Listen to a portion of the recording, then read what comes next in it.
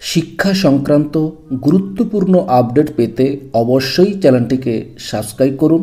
পাশে থাকা বেল আইকনটিতে অবশ্যই ক্লিক করুন। নমস্কার, আমি শুভেন্দু। আমার ছোট্ট চ্যানেলে আপনাকে স্বাগত।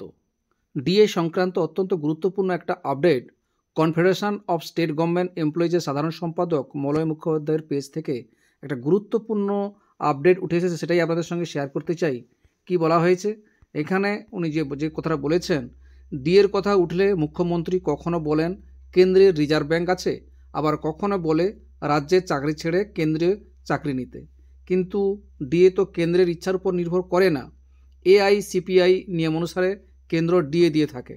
লক্ষ্য করলে দেখা যাবে গত 1/7/17 সব থেকে কম 1% দেওয়া হয়েছিল, আবার 1/7/19 সব থেকে বেশি 5% ডিএ দেওয়া হয়েছিল।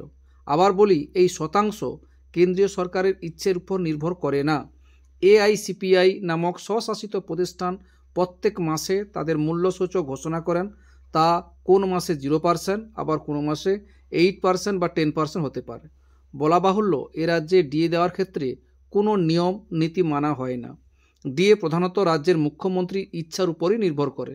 গত ফেব্রুয়ারি মাসে বাজেট পেশের দিন 4% ডিএ ঘোষণা করে। তা 1/5/2024 থেকে দেওয়ার কথা ঘোষণা করেন।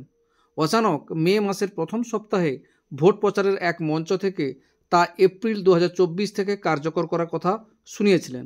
এটাই রাজনৈতিক চমক।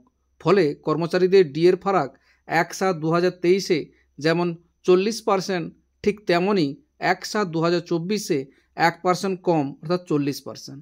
এই ছিল একটা আপডেট আপনাদের সঙ্গে শেয়ার করলাম। ভিডিওটি দেখার জন্য অসংখ্য ধন্যবাদ।